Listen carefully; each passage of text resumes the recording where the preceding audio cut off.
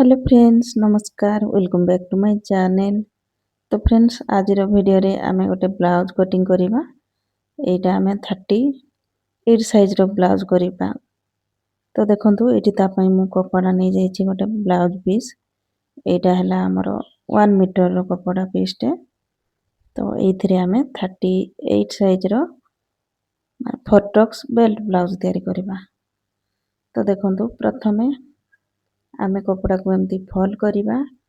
हमरो चेस्ट अनुसार chest divided by 4 plus 2 inch करिकी एमती 2 फोल्ड करिकी पकै नै जबा। तो एठी देखंतु पूरा ब्लाउज रो मेजरमेंट मु एठी दे नैची स्क्रीन ऊपर। तो एठी आपण चेक करि परिबे।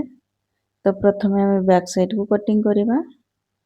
देखंतु एठी मोर रेडी रहिबो 14.5 इंच रो 1 इंच प्लस करिकी 15.5 इंच रो एठी मु लंब नै गली। एबे आमे एठी शोल्डर रखिबा 5.5 इंच 2 सुत करिकी रखिबा काहे कि ना मो बैक साइड बहुत ही डीप रखिबी। बैक साइड रो पट्टी हमरो केवल 3 इंच रो रहिबो। तार डीप टा 11 11.5 इंच रो मु डीप करिबी ए ब्लाउज को। एबे आमे ताको लाइन टाणी की मिसेइबा। तो फ्रेंड्स वीडियो को स्किप न करी शेष पर्यंत देखिबे। आउ एठी डीप नेक ब्लाउज कटिंग कोले आपण माने केमती कटिंग करिवे देखंतु। ए कोणरू 1.25 नै की एठी शेप दे देबा। आउ एही ब्लाउज रो कटिंग आउ स्टिचिंग केवल गोटे वीडियो रे हमें देखिबा। आउ तार फिटिंग केमती होउची ए वीडियो रो शेष रे आपण माने तार फाइनल लुक मध्य देखि परिबे। तार फिटिंग पूरा एक नंबर फिटिंग। तो कटिंग स्टिचिंग करिबा सहित तार फिटिंग मध्य देखिबा। तो स्किप करिवेनी वीडियो को पूरा शेष पर्यंत देखिबे। देखंतु एठी नेक लाइन मु 2 इंच नउची। आउ ए देखंतु तळ साइड रे मु पट्टीटा 3 इंच रो रखिबी। तो 4 इंच रो नउची। एंदी ऊपर साइड रो मापिले हमर 11.5 इंच रो भी अधिक होची। 11.5 इंच 2 सुत करिकी एठी देखंतु तळ साइड रो चौड़ाटा 3 इंच रखनेली। एबे एठी गोटे बॉक्स बनै नै जबा। आउ एठी हमें राउंड शेप दे देबा। तापर ताको कटिंग कर नै जबा। आउ एही ब्लाउज को हमें केमती क्रॉस पट्टी रे केमती पाइपिंग तयारी करिबा केवल कपड़ा रे ही पाइपिंग केमती बनेबा ता मध्य जानिबा। देखंतु या को हमें कटिंग करिके अलगा कर नै जबा। तो देखंतु एटा हमर बैक पार्ट टा कटिंग हे जाईची। एबे हमें फ्रंट पार्ट को कटिंग करिबा।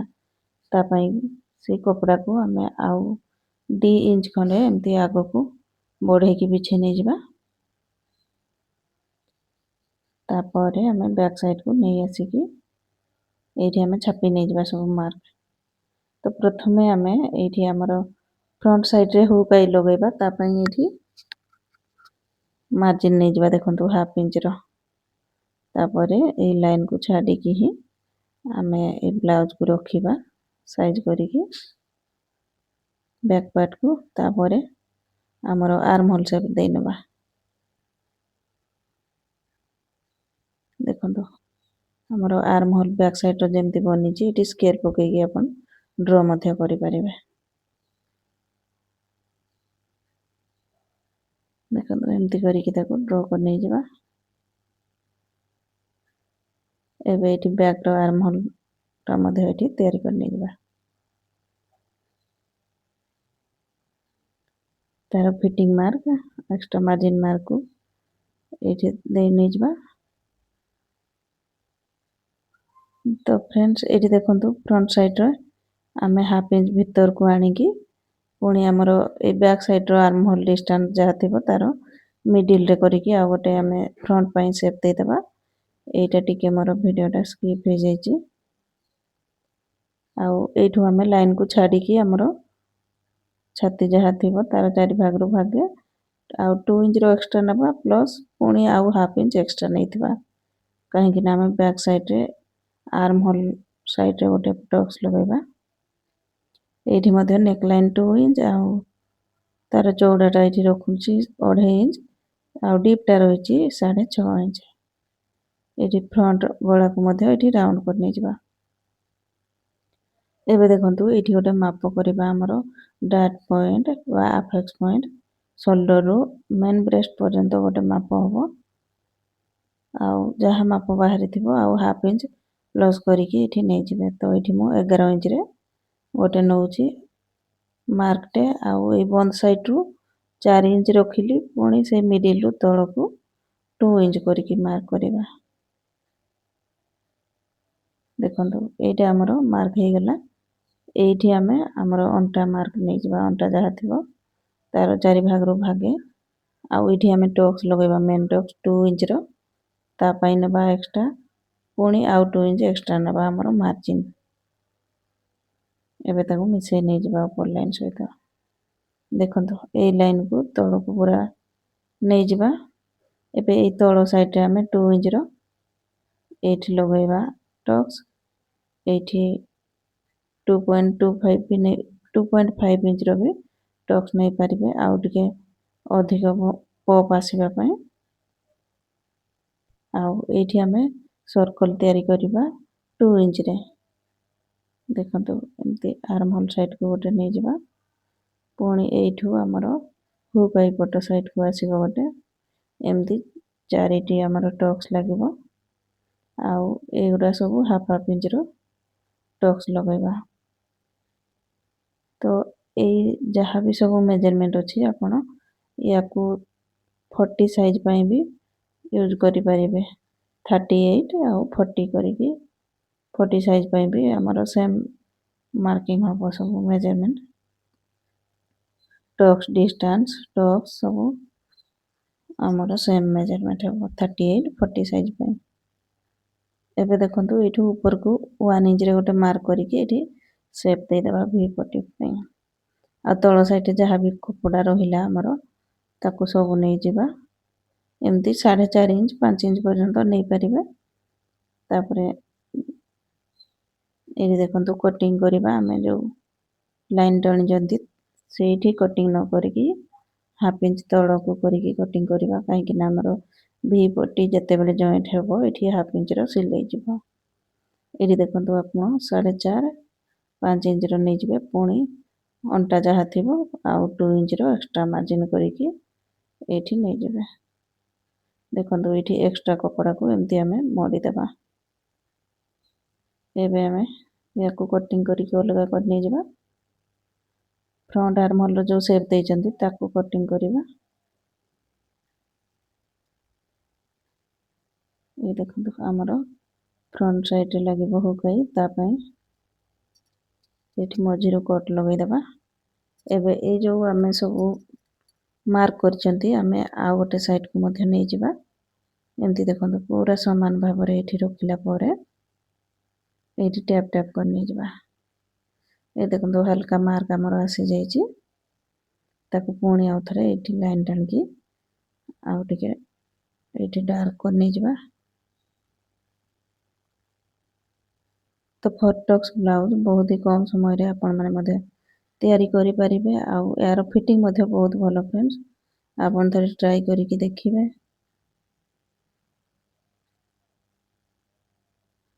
ଦେଖନ୍ତୁ ହେଭି ସାଇଜ ହେଲେ ମଧ୍ୟ ଆମର ଫଟକ୍ସ ବ୍ଲାଉଜରେ ବହୁତ ହି ବଢ଼ିଆ ଫିଟିଂ ଆସିବ। ଏଇଟା ଦେଖନ୍ତୁ ଆମର ଫ୍ରଣ୍ଟ ପାର୍ଟ, ବ୍ୟାକ୍ ସାଇଡ୍ ଆଉ ଭି ପଟି ସବୁ କଟିଂ ହେଇଗଲା। ଏବେ ଆମେ ହାତକୁ କଟିଂ କରିବା। ତ ଏଇଠି ଆଉ ଗୋଟେ କଥା ଫ୍ରେଣ୍ଡସ୍, ଏଇଠି ହାତ 3 ଇଞ୍ଚର ରଖିବେ, ତ ଛୋଟ ହାତ ଏଇଠି କେମିତି କଟିଂ କରିବେ ତା ମଧ୍ୟ ଏଇଠି ଶିଖନ୍ତୁ। ଦେଖନ୍ତୁ 2.5 ଇଞ୍ଚ 3 ଇଞ୍ଚ ଯଦି ହାତ ରଖିବା ପାଇଁ ଚାହୁଁଥିଲେ କେମିତି ତାକୁ କଟିଂ କରିବେ, ତାକୁ ଆମର ମେଘା ସ୍ଲିପ୍ ମଧ୍ୟ କୁହାଯାଏ। ତ ଦେଖନ୍ତୁ ଏଇଠି କପଡ଼ାକୁ ମୁଁ 4 ଫୋଲ୍ଡ କରିକି ପକେଇ ନେଇଗଲି। ଏଠି ପ୍ରଥମେ ଗୋଟେ ଆଗ ସିଧା ଲାଇନ୍ ଟାଣିବା, କପଡ଼ା ଆଗ ପଛ ଥିବ, ସିଧା କରିକି ଆଗ ଲାଇନ୍ ଟାଣିଦେବା। ଏବେ ଦେଖନ୍ତୁ ସ୍ଲିଭ୍ ଲେନ୍ଥ ମୋର 3 ଇଞ୍ଚ ରହିବ, ତ 1 ଇଞ୍ଚ ମୁଁ ପ୍ଲସ୍ କରିକି ନଉଛି 4 ଇଞ୍ଚର। 4 ଇଞ୍ଚର ଲେନ୍ଥଟା ରହିଲା। ଆଉ ଏଇଠି ଦେଖନ୍ତୁ ହାତ ଡାଉନ୍ କରିବା ଆମେ 3 ଇଞ୍ଚ। 3 ଇଞ୍ଚ ଆମର ହାତର ଲମ୍ବ ଅଛି, ଆଉ 3 ଇଞ୍ଚ ହାତ ଡାଉନ୍ କରିବା। ଦେଖନ୍ତୁ ଏଇଠି ଡାଉନ୍ ମାର୍କ ହେଇଗଲା। ଏବେ ଏଇଠି କ୍ରସରେ ମାର୍କ କରିବା ଆମର chest divided by 4 minus half inch କରିକି ତାପରେ ଏକ୍ସଟ୍ରା ମାର୍ଜିନ୍ ବ୍ଲାଉଜରେ ଯାହା ନେଇଥିବେ ଏଇଠି ବି ନେଇଯିବେ। ଏ ଉପର ସାଇଡ଼ରେ 2 ଇଞ୍ଚ ପର୍ଯ୍ୟନ୍ତ ସିଧା ଆସିବା ତାପରେ ହାତର ସେପ୍ ଦେବା। ଏଇଠି ଦେଖନ୍ତୁ ଏଇଠି ଆମର ହାତର ଡ୍ରଇଂ ହେଇଗଲା। ଏବେ ତଳ ସାଇଡ଼ରେ ଏଠି ଆପଣଙ୍କର ମହୁରୀ ମାପ ନେଇଯିବେ। ମହୁରୀ ଯାହା ଥିବ ତାକୁ ନେଇଯିବେ ଆଉ ଏକ୍ସଟ୍ରା ମାର୍ଜିନ୍ 2 ଇଞ୍ଚ। ତ ଦେଖନ୍ତୁ ଏବେ କଣ କରିବା ନା ଏଇ ମହୁରୀ ଯୋଉଠି ମାପ ହେଲା ସେଇଠୁ ତଳକୁ ଆସିବା 1 ଇଞ୍ଚ। ତାପରେ ଧୀରେ ଧୀରେ କରିକି ଏମିତି ସେପ୍ ଦେବା ଆମେ। ଦେଖନ୍ତୁ ଏମିତି ସେପ୍ ଦେବା ଦ୍ୱାରା ଆମର କାଖ ତଳେ କପଡ଼ା ରହିବ ଆଉ ପୁରା ଫାଙ୍କା ଲାଗିବନି। ଆଉ ଯୋଉ ଆମର ଛୋଟ ହାତ ତିଆରି କଲେ ଉପର ସାଇଡ଼ରେ ଏମିତି ଉଠିକି ରୁହେ କପଡ଼ା ସେମିତି ବି ରହିବନି। ତ ୟାକୁ ତିଆରି ସାରିଲା ପରେ ମୁଁ କମ୍ପ୍ଲିଟ୍ ବ୍ଲାଉଜର ଫାଇନାଲ୍ ଲୁକ୍ ବି ଦେଖେଇବି। ତ ଆପଣମାନେ ଭିଡ଼ିଓକୁ କଣ୍ଟିନ୍ୟୁ କରନ୍ତୁ। ଦେଖନ୍ତୁ ହାତ ଆମର ଏମିତି କଟିଂ ହେଲା। ତ ଆପଣମାନେ ବି ଯଦି ଏମିତି ଛୋଟ ହାତ ପସନ୍ଦ ତାହେଲେ ଏମିତି ହିଁ କଟିଂ କରିବେ 3 ଇଞ୍ଚ 3.5 ଇଞ୍ଚର ହାତକୁ। ଏବେ ଦେଖନ୍ତୁ ପୁରା ବ୍ଲାଉଜରେ ମୁଁ ଏଇ କପଡ଼ାରେ ହିଁ ପାଇପିଂ ତିଆରି କରିବି। ତା ପାଇଁ ଏଠି ଦେଖନ୍ତୁ ପାଇପିଂ ପାଇଁ ଏମିତି କ୍ରସ୍ ପଟି ନେଇଯିବା ଆଉ ତାର ଚଉଡ଼ାଟା ରଖିବା ଆମେ 2 ଇଞ୍ଚର। ଦେଖନ୍ତୁ ଏଇଠି ମୁଁ 2 ଇଞ୍ଚର ରଖୁଛି। 1.75ର ବି ରଖିପାରିବେ। ଗୋଟେ ପଟି କଟିଂ ହେଲା ପରେ ୟାକୁ ରଖିକି ପୁଣି ଆମର ଯେତେ ଦରକାର କଟିଂ କରି ନେଇଯିବା। କାହିଁକି ନା ଆମର ବ୍ଲାଉଜର ଫ୍ରଣ୍ଟ ବ୍ୟାକ୍ ପୁଣି ହାତରେ ସବୁଥିରେ ଆମେ ଏଇ କପଡ଼ାରେ ହିଁ ଲଗେଇବା ପାଇପିଂ। ତ ଦେଖନ୍ତୁ ଏଇଠି କ୍ରସ୍ ପଟି ମଧ୍ୟ ଆମର କଟିଂ ହେଇଗଲା। ଏବେ ଆମର ଏଇ ବ୍ୟାକ୍ ସାଇଡ଼କୁ କଟିଂ କରିନାହାନ୍ତି ତାକୁ କଟିଂ କରି ନେଇଯିବା। ଆଉ ଏଇ ଗଳାର କପଡ଼ାକୁ ଆମେ ୟୁଜ୍ କରି ନେଇଯିବା। ଦେଖନ୍ତୁ ଏଇଠି ଆମର ବ୍ୟାକ୍ ସାଇଡ଼ ମଧ୍ୟ 3 ଇଞ୍ଚର ପଟି ରେଡ଼ି ହେବ। ହାତ ମଧ୍ୟ 3 ଇଞ୍ଚର ପଟି ରେଡ଼ି ହେବ। ଦେଖନ୍ତୁ ଏଇ କପଡ଼ାକୁ ମୁଁ ଆଇ ପଟିରେ ୟୁଜ୍ କରିନେବି। ଆଉ ଏଇ ଯୋଉ ବାକି କପଡ଼ା ରହିଲା ତାକୁ ହୁକ୍ ପଟି ଅଣ୍ଟା ପଟି ସବୁଥିରେ ଆମେ ଲଗେଇ ନେଇଯିବା। ତ ଦେଖନ୍ତୁ ଫ୍ରେଣ୍ଡସ୍ ଏଇଠି କମ୍ପ୍ଲିଟ୍ ହେଇଯାଇଛି ଆମର କଟିଂ। ଏବେ ଆମେ ତାକୁ ଷ୍ଟିଚିଂ କରି ନେଇଯିବା। ଦେଖନ୍ତୁ ଏବେ ଆମେ ଷ୍ଟିଚିଂ କରିବା। ତ ପ୍ରଥମେ ଆମେ ବ୍ୟାକ୍ ସାଇଡ଼କୁ ରେଡ଼ି କରିବା।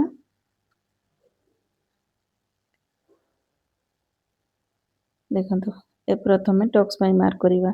ଏଇଟା ଆମର ଫିଟିଂ ଲାଇନ୍ ପର୍ଯ୍ୟନ୍ତ ଏମିତି କପଡ଼ାକୁ ଫୋଲ୍ଡ କରିଦେବା। ଆଉ ଯୋଉଠି ବି ଆମର ମିଡିଲ୍ ହେଲା ସେଇଠି ମାର୍କ କରିକି ଆମେ ଟକ୍ସ ଲଗେଇବା। ଏଇଠି ମୁଁ ଟକ୍ସ ଏମିତି 4 ଇଞ୍ଚର ଲଗାଉଛି କାହିଁକି ନା ଡିପ୍ ଅଛି ବ୍ୟାକ୍ ସାଇଡ଼ଟା। ତ ଆଉ ତଳ ସାଇଡ଼ରେ ହାଫ୍ ଇଞ୍ଚ ଯିବ ସିଲେଇରେ। ଏମିତି ହିଁ ଆରପଟ ସାଇଡ଼ରେ ବି ମାର୍କ କରିକି ଆଉ ଏଇଠି ଷ୍ଟିଚିଂ ଷ୍ଟାର୍ଟ କରିବେ। ଦେଖନ୍ତୁ ହାଫ୍ ଇଞ୍ଚର ସିଲେଇ ନେଇ ଆସିବା ଉପରକୁ ପୁରା 0 କରି ନେଇଯିବା। ଏମିତି ହିଁ ଏପଟ ସାଇଡ଼ରେ ବି ସିଲେଇ ଲଗେଇବା। ତ ଷ୍ଟିଚିଂ ବି ବହୁତ ହି କମ୍ ସମୟରେ ହେଇଯିବ ଆମର।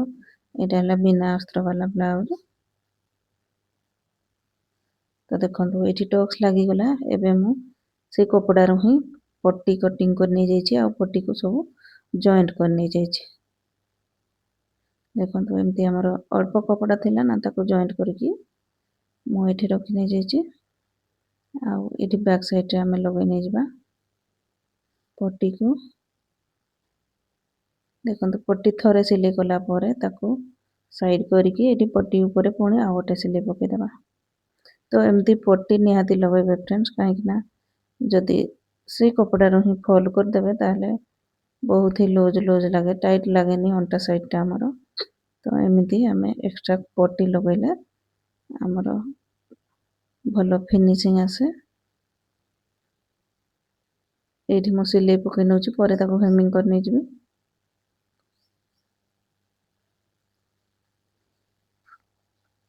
ଦେଖନ୍ତୁ ବ୍ୟାକ୍ ସାଇଡ଼ଟା ଆମର ରେଡ଼ି ହେଲା।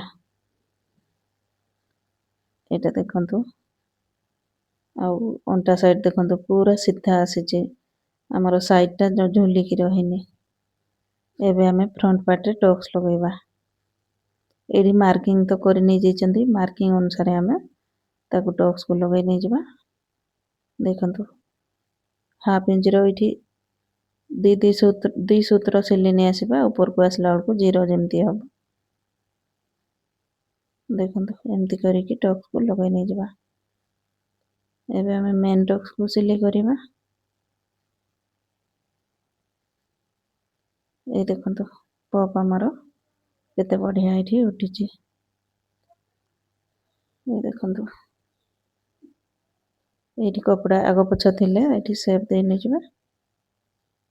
ଏବେ ଆମେ ଏଇଠି ଭି ପଟିକୁ ଏଇଠି ଜଏଣ୍ଟ କରି ନେଇଯିବା। ଭି ପଟି ରହିଲା ତଳ ସାଇଡ଼ରେ, ଉପରେ ଆମେ ମେନ୍ କପଡ଼ାକୁ ରଖିକି ଏଇ ଯେଉଁ ଟକ୍ସ କପଡ଼ାକୁ ପୁରା ଫୋଲ୍ଡ କରିଦେବା, ଆଉ ଏଇଠି ସିଲେଇ କରି ନେଇଯିବା।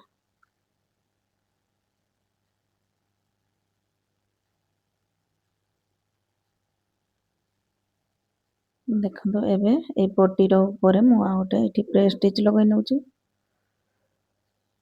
ତ ଦେଖନ୍ତୁ ଏଇଠି ଆମର ଗୋଟେ ସାଇଡ଼ ରେଡ଼ି ହେଇଗଲା। ଏମିତି ହିଁ ଟକ୍ସ ଲଗେଇକି ଆଉ ଗୋଟେ ସାଇଡ଼କୁ ମଧ୍ୟ ଏଇଠି ତିଆରି କରି ନେଇଯିବା। ତ ଏଇଠି ମୁଁ ତିଆରି କରି ନେଇଯାଇଛି ଦିଟା ଯାକ ପାର୍ଟକୁ। ଏବେ ଆମେ ବ୍ୟାକ୍ ସାଇଡ଼କୁ ନେଇ ଆସିକି ଏଇଠି ସୋଲ୍ଡରକୁ ଜଏଣ୍ଟ କରି ନେଇଯିବା। ସୋଲ୍ଡର ଜଏଣ୍ଟ କଲା ବେଳକୁ ଆମର ଏମିତି ଗଳା ସାଇଡ଼କୁ ଏମିତି ସୁତ ଡାଉନ୍ କରିକି ସିଲେଇ କରିବା। ତ ଏଇଠି ମୁଁ ଡୋରି ଲଗେଇବି ବ୍ଲାଉଜରେ। ଆପଣ ଯଦି ଡୋରି ଦେବେନି ତାହେଲେ ହାଫ୍ ଇଞ୍ଚ ଡାଉନ୍ କରିକି ଗଳା ଆଡ଼କୁ ସିଲେଇ କରି ନେଇଯିବେ, ତା ଦ୍ୱାରା ଆମର କାନ୍ଧ ଖସିବନି। ଏବେ ଦେଖନ୍ତୁ ଆମର ଆର୍ମହୋଲ୍ ସାଇଡ଼କୁ ପୁରା ସମାନ ରଖିକି ତଳ ସାଇଡ଼ର କପଡ଼ା ଆମର ଯାହା ବି ଏକ୍ସଟ୍ରା ରହିବ ଫ୍ରଣ୍ଟ ପାର୍ଟର ଏଇଠି ମାପ କରିକି ଆମେ ଏଇଠି ସିଲେଇ କରି ନେଇଯିବା ଫୋଲ୍ଡ କରିଦେଇକି। ଦେଖନ୍ତୁ ଏମିତି କରିକି ଏଇଠି ସିଲେଇବା। ଏବେ ଆମେ ଏଇଠି ପୁଣି ଭି ପଟି ସାଇଡ଼କୁ ଏଇଠି ମାପ କରିଦେବା। ଆମର ଭି ପଟିଟା ଯେତିକିରେ ଫୋଲ୍ଡ ହେଇଛି ଏଇଠି ବି ମାପ କଲା ପରେ ସେତିକି କପଡ଼ା ଆମେ ଫୋଲ୍ଡ କରି ନେଇଯିବା। ତ ଏଇଠି ବି ଆପଣ ହେମିଂ କରିପାରିବେ।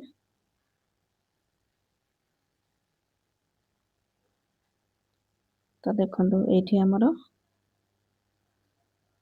ଲାଗିଗଲା ଭି ପଟି ଜଏଣ୍ଟ ହେଇଯାଇଛି। ଏବେ ଏଇଠି ମୁଁ ଆଇ ପଟି ଲଗାଇ ନେଉଛି।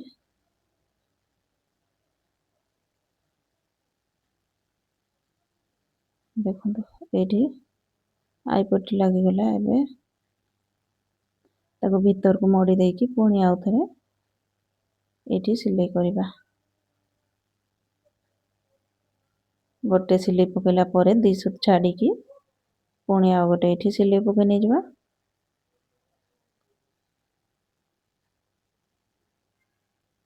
ତ ଦେଖନ୍ତୁ ଏବେ ଆମେ ଲଗାଇବା ଏଇଠି ହୁକ୍ ପଟି। ତ ହୁକ୍ ପଟି ପାଇଁ କପଡ଼ା ମୋର ଏଇଠି କମ୍ ପଡ଼ୁଥିଲା, ତ ମଝିରେ ମୁଁ ଏଇଠି ଜଏଣ୍ଟ କରି ନେଇଯାଇଛି। ଦେଖନ୍ତୁ ଏବେ ୟାର ସାଇଡ଼ରେ ପୁଣି ଆଉ ଗୋଟେ ସିଲେଇ ପକେଇବା। ୟାକୁ ପୁଣି ଭିତର ସାଇଡ଼କୁ ମୋଡ଼ିକି ଫୋଲ୍ଡ କରିଦେବା। ତ ଫ୍ରେଣ୍ଡସ୍ ଏମିତି ହିଁ ସବୁ ସାଇଜର ବ୍ଲାଉଜ କଟିଂ ଷ୍ଟିଚିଂ ଭିଡ଼ିଓ ଚ୍ୟାନେଲରେ ଅପଲୋଡ଼ ଅଛି। ଆପଣଙ୍କର ସାଇଜ ଅନୁସାରେ ଭିଡ଼ିଓକୁ ଚେକ୍ କରିକି ଦେଖିପାରିବେ। ଆଉ ସବୁ ପ୍ରକାର ଡିଜାଇନ ମଧ୍ୟ ରହିଛି। ଆମର ବ୍ୟାକ୍ ଡିଜାଇନ, ଫ୍ରଣ୍ଟ ଡିଜାଇନ, ହାତ ଡିଜାଇନର ଭିଡ଼ିଓ।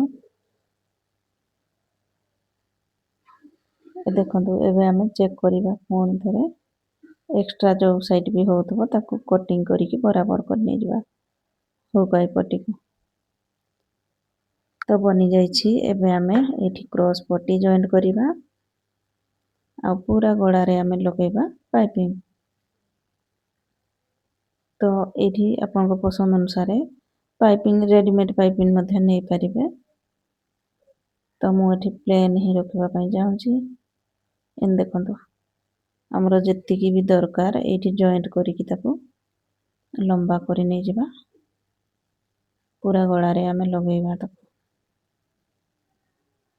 ଦେଖନ୍ତୁ ଏଇ ଏକ୍ସଟ୍ରା ପଟିକୁ କ୍ରସ୍ ପଟିକୁ ଏମିତି ଡବଲ ଫୋଲ୍ଡ କରିକି ଆମେ ଏବେ ଲଗେଇ ନେଇଯିବା। ତ ଡବଲ ଫଲ୍ ଏଠି କରିକି ନିହାତି ନେବେ, ସିଙ୍ଗଲ ଫଲ୍ କରିବେନି। ଆଉ ସେଥିପାଇଁ ଆମେ 2 ଇଞ୍ଚର କପଡ଼ା ନେବା, କାହିଁକି ନା ୟାକୁ ପୁଣି ପାଇପିଂ ବହରେଇବାର ଅଛି। ତ ଯଦି କମ୍ କପଡ଼ା ନେଇଥିବା ଆମର ଏଠି ସିଲେଇ କରିବାରେ ଅସୁବିଧା ହେବ। ଦେଖନ୍ତୁ ଏମିତି ଧୀରେ ଧୀରେ କରିକି ପୁରା ଗଳାରେ ତାକୁ ଲଗେଇ ନେଇଯିବା। ତ ଫ୍ରେଣ୍ଡସ୍, ଆଜିର ଭିଡ଼ିଓ ଭଲ ଲାଗିଲେ ଭିଡ଼ିଓରେ ଗୋଟେ ଲାଇକ୍ କରି ନେଇଯିବେ। ଚ୍ୟାନେଲରେ ନୂଆ ଥିଲେ ଚ୍ୟାନେଲକୁ ସବସ୍କ୍ରାଇବ୍ କରିବେ। ତ ଆଉ ବହୁତ ହି କମ୍ ସମୟରେ ରେଡ଼ି ହେଇଯିବ ଆମର ବ୍ଲାଉଜ୍। ଆଉ ଏହାର ଫାଇନାଲ୍ ଲୁକ୍ ମଧ୍ୟ ଦେଖିବେ, ତାର ଫିଟିଂ କେମିତି ଆସୁଛି। ଦେଖନ୍ତୁ ଆମର ପଟି ଲାଗିଗଲା।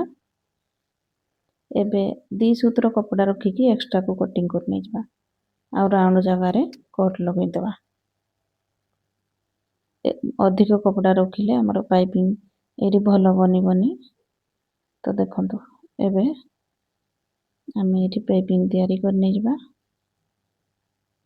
ଦେଖନ୍ତୁ ଏଇ କପଡ଼ାକୁ ଏକ୍ସଟ୍ରା କପଡ଼ାକୁ ଭିତରକୁ ମଡ଼ିଲି, ପୁଣି ଏଇଠି ଆଉ ଥରେ ମଡ଼ିଲି, ଆଉ ଏଇଠି ପାଇପିଂ ଆପଣଙ୍କର ଯେତିକି ଓସାର ଦରକାର ସେ ଅନୁସାରେ ଫୋଲ୍ଡ କରିବେ। ଆଉ ଭିତରର ଯୋଉ ଏକ୍ସଟ୍ରା କପଡ଼ାଟା ସେଇଟା ପାଇପିଂ ସାଇଡ଼କୁ ରଖିବା। ପାଇପିଂ ସାଇଡ଼କୁ ରଖିକି ଏମିତି ଧୀରେ ଧୀରେ ପାଇପିଂ ବହରେଇକି ତାକୁ ସିଲେଇ କରିବା। ଆଉ ଏଠି ପାଇପିଂ ଉପରେ ସିଲେଇ କରିବାନି, ତାର ସାଇଡ଼ରେ କରିକି ସିଲେଇ କରିବା। ଦେଖନ୍ତୁ ଏମିତି ହାଲକା ହାତରେ ଧରିକି ବହୁତ କମ୍ କପଡ଼ା 1 ଇଞ୍ଚ କିମ୍ବା 1.5 ଇଞ୍ଚର କପଡ଼ାକୁ ସାଇଜ୍ କରିବେ, ତାପରେ ତାକୁ ସିଲେଇ କରିବା। ଭିତର ଯୋଉ ଏକ୍ସଟ୍ରା କପଡ଼ା ପାଇପିଂ ସାଇଡ଼କୁ ଦେଇକି, ଆଉ ଏଠି ସମାନ ସାଇଜର ପାଇପିଂ ବହରେଇବା ଆମେ, ମାନେ ଏମିତି ମୋଟା ପତଳା ରଖିବାନି, ପୁରା ସମାନ ଡିଷ୍ଟାନ୍ସର ପାଇପିଂକୁ ବହରେଇବା। ତ ଦେଖନ୍ତୁ ଏଇଠି କେତେ ଫିନିସିଂରେ ଆପଣ ପାଇପିଂ ରେଡ଼ି ହେଉଛି।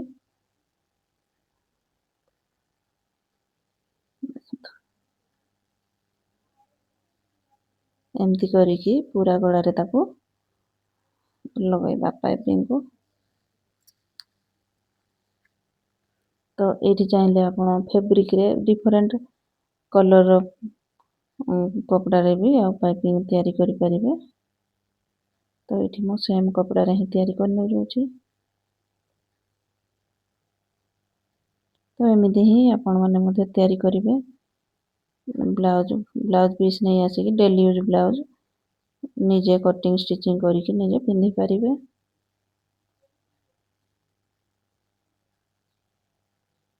ଦେଖନ୍ତୁ ଏଇଟା ମାନେ ବହୁତ କମ୍ କପଡ଼ାକୁ ଆଉ ବହୁତ ଲମ୍ବା କପଡ଼ା ଧରିକି ଏଇଠି ସିଲେଇବାନି, ଏମିତିରେ ପାଇପିଂ ଆମର ଭଲ ହବନି। 1 ଇଞ୍ଚ କିମ୍ବା 2 ଇଞ୍ଚର କପଡ଼ାକୁ ସାଇଜ୍ କରିକି ରଖିଲା ପରେ ତାକୁ ବନେଇବା। ତ ଫ୍ରେଣ୍ଡସ୍, ଏଇଠି ମୁଁ ଯେମିତି ପାଇପିଂ ବନେଇଲି ସେମିତି ହିଁ ହାତରେ ମଧ୍ୟ ପାଇପିଂକୁ ତିଆରି କରିକି ହାତକୁ ମଧ୍ୟ ରେଡ଼ି କରିବା। ଏଠି ମୁଁ ତାର ଫିଟିଂ ଦେଖଉନି, ଏଇଠି ହାତକୁ ଯେମିତି ଜଏଣ୍ଟ କରିବା କଥା ଜଏଣ୍ଟ କରିକି ଆଉ ତାର ଫିଟିଂ କରି ନେଇଯିବା। ଦେଖନ୍ତୁ ପାଇପିଂ ଆମର କେତେ ଫିନିସିଂରେ ତିଆରି ହେଇଛି। ଦେଖନ୍ତୁ ପୁରା ରାଉଣ୍ଡ ହେଇକି, ରାଉଣ୍ଡ ଜାଗାରେ ବି କେତେ ସୁନ୍ଦର ଭାବେ ଏଇଠି ତିଆରି ହେଇଛି ପାଇପିଂ। ଏଇଠି ଆମେ ଯେମିତି ପାଇପିଂ ତିଆରି କଲେ ହାତରେ ବି ସେମିତି ହିଁ ବନେଇ ନେଇଯିବା ପାଇପିଂ। ଦେଖନ୍ତୁ କେତେ ଫିନିସିଂରେ ଆମର ବସିଛି, ରାଉଣ୍ଡ ଯେମିତି ରହିବା କଥା ସେମିତି ହିଁ ରହିଛି, ବିଲକୁଲ ବି ସିଧା ହେଇନି। ତ ଏଇଠି ଦେଖନ୍ତୁ ମୁଁ କମ୍ପ୍ଲିଟ କରି ନେଇଯାଇଛି ବ୍ଲାଉଜକୁ। ଆଉ ବ୍ଲାଉଜରେ ଏଇଠି ମୁଁ ଡୋରି ମଧ୍ୟ ଲଗେଇ ନେଇଯାଇଛି। ହାତ ଲଗେଇକି ହାତରେ ବି ଦେଖନ୍ତୁ ସେମିତି ହିଁ ପାଇପିଂ ଲଗେଇଛି। ଆଉ ଏହାକୁ ପିନ୍ଧିଲା ପରେ କେମିତି ଆସୁଛି ଦେଖନ୍ତୁ। ଆଉ ହାତ ଆମର ଏତେ ଛୋଟ ହୋଇଥିଲେ ମଧ୍ୟ ହାତ ବିଲକୁଲ ବି ଟେକି ହେବନି, ସୁନ୍ଦର ଭାବେ ବସିବ ହାତ। ଏମିତି ହିଁ ଛୋଟ ହାତ ଆପଣଙ୍କର ଯଦି ପସନ୍ଦ, ଏମିତି ହିଁ ହାତ କଟିଂ କରିକି ଲଗେଇ ପାରିବେ ବ୍ଲାଉଜରେ। ତ ଏଇଠି ଦେଖନ୍ତୁ ତାର ଫାଇନାଲ ଲୁକ୍। ଆଉ ଆଜିର ଭିଡ଼ିଓ ଆପଣମାନଙ୍କୁ କେମିତି ଲାଗିଲା କମେଣ୍ଟ ମାଧ୍ୟମରେ ନିଶ୍ଚୟ ଜଣାଇବେ। ଦେଖନ୍ତୁ ଫ୍ରେଣ୍ଡସ୍ କେତେ ଫିନିସିଂରେ ତାର ଷ୍ଟିଚିଂ ହେଇଛି ଆଉ ତାର ଫିଟିଂ ଦେଖନ୍ତୁ। କୌଣସି ବି ଜାଗାରେ ମାନେ ଏମିତି କ୍ରିଜ୍ ବନିନି। ହାତକୁ ମଧ୍ୟ ଦେଖନ୍ତୁ କେତେ ବଢ଼ିଆ ଭାବେ ବସିଛି। ତାର ଅଣ୍ଟା ସିଲେଇ ମଧ୍ୟ ପୁରା ସିଧା, ଆଗ ପଛ ବିଲକୁଲ ବି ହେଇନି। ହାତ ବି ଆମର ବସିକି ରହିଛି। ଆଉ ତାର ବ୍ୟାକ୍ ସାଇଡ଼ର ଫିଟିଂ ଦେଖନ୍ତୁ, କୌଣସି ବି ସାଇଡ଼ରେ ତାର କ୍ରିଜ୍ ବନିନି। କେତେ ସୁନ୍ଦର ଭାବେ ତାର ଫିଟିଂ ହେଇଛି। ତ ଫ୍ରେଣ୍ଡସ୍ ଆଜିର ଭିଡ଼ିଓ ଭଲ ଲାଗୁଥିଲେ ଭିଡ଼ିଓରେ ଗୋଟେ ଲାଇକ୍ କରିବେ, ଚ୍ୟାନେଲରେ ନୂଆ ଥିଲେ ଚ୍ୟାନେଲକୁ ସବସ୍କ୍ରାଇବ୍ କରିବେ। Thanks for watching.